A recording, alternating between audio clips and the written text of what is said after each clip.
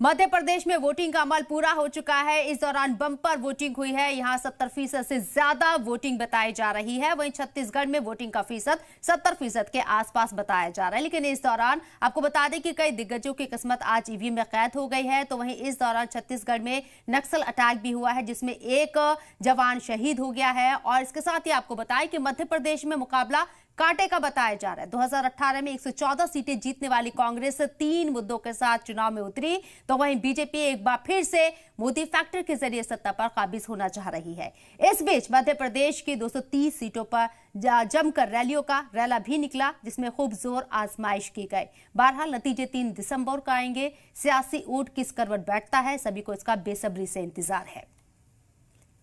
तो आपको बता दें कि आज वोटिंग का अमल पूरा हो चुका है। मध्य प्रदेश की 230 सीटों के ऊपर आज वोटिंग हुई है। नतीजे 3 दिसंबर को आएंगे। छत्तीसगढ़ की अगर बात करें तो छत्तीसगढ़ में आपको बताएं कि 70 सीटों पर आज वोटिंग हुई है।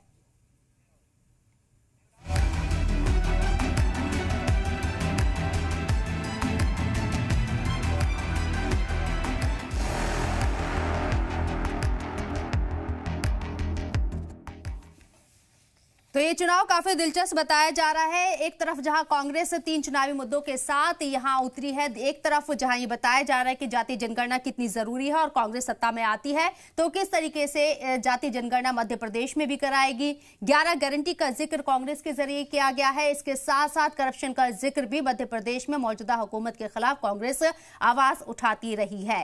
लेकिन एक बार फिर से आपको बताएं, क्योंकि मध्य प्रदेश का चुनाव काफी इंटरेस्टिंग बताया जा रहा है। 18 सालों से अगर देखा जाए तो मध्य प्रदेश के अंदर शिवराज सिंह चौहान की सरकार है, बीजेपी की सरकार है। 18 महीनों को छोड़ दे कमलनाथ ने यहां हुकूमत जरूर चलाई, लेकिन कांग्रेस की सरकार गिर गई थी और जमकर यहां रैलियां की गई हैं।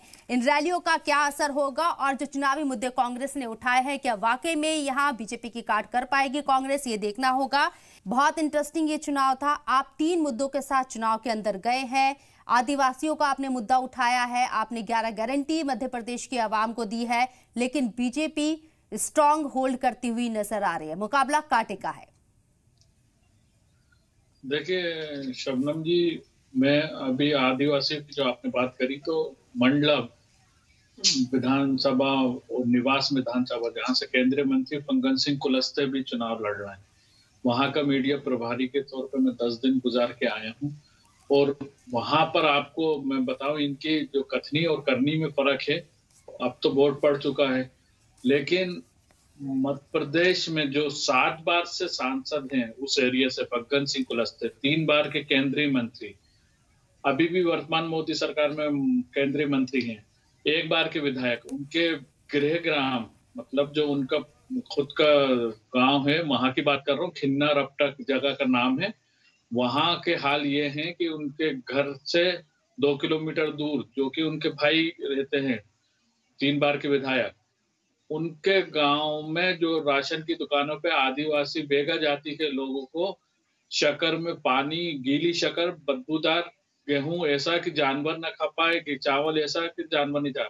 मैं नहीं बोल रहा, ये मैं मीडिया के 12 साथियों को ले गया था मंडला से, 80 किलोमीटर उसके दूरी है, वहां पर ले जाके मीडिया के कैमरों ने कैच करा। और इनके हद तो ये हो गई, जो आदिवासियों के लिए सामुदायिक केंद्र बना है इनके घर के जस्ट सामने, फग्गन सिंह कुलस्ते की बात कर रहा हूँ, वो भी इन्होंने अपने सिक्योरिटी गार्ड के लिए कब्जा कर रखा है।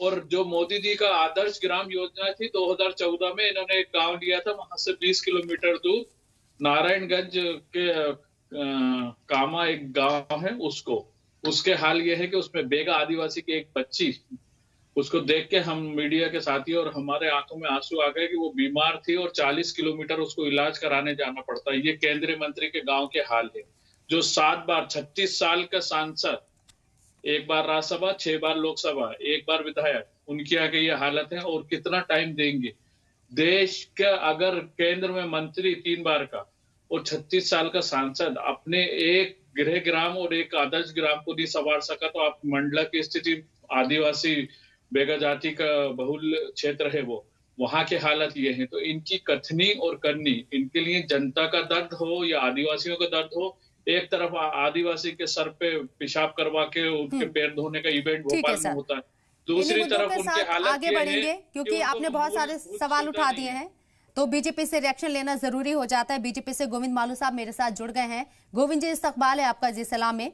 आप ये बताइए, मध्य प्रदेश में आज एक ही मरहले में वोटिंग हुई और वोटिंग का अमल मुकम्मल हो चुका है। बम्पर वोटिंग हुई है, 70% से ज्यादा वोटिंग हुई है। हालांकि पिछली बार की अगर बात करें 2018 की, तो 75% वोटिंग का फीसद गया था। अभी एग्जैक्ट फिगर सामने नहीं है, लेकिन उम्मीद की जा रही है कि और भी ज्यादा बम्पर वोटिंग होगी। किसी तरह की घबराहट या 18 साल तक आपने जिस तरीके से मध्य प्रदेश में काम किया है, उसी भरोसे के साथ आप चुनाव को देख रहे हैं, या फिर मोदी फैक्टर आपके लिए करिश्मा करेगा? शबनम जी, हम हर 5 साल बाद चुनाव में जाते हैं और अवाम को देखता है और उसकी या तो उसको डिसऑन करता है, या तारीफ करता है, या उसको मोहर लगाता है। हर 5 साल बाद हमारे कामों पर अवाम ने मोहर लगाई है और जो रुख रहा है पूरा लब्बे हुआ चुनाव का, ये 3 साल का, अगले ये 3 साल जो हमको मिले, क्योंकि जो बाई इलेक्शन हुए उसमें भी हमने बहुत बड़े डिफरेंस से हमने सीटें जीती, और ये जो 3 साल का रेजिम था, इस पर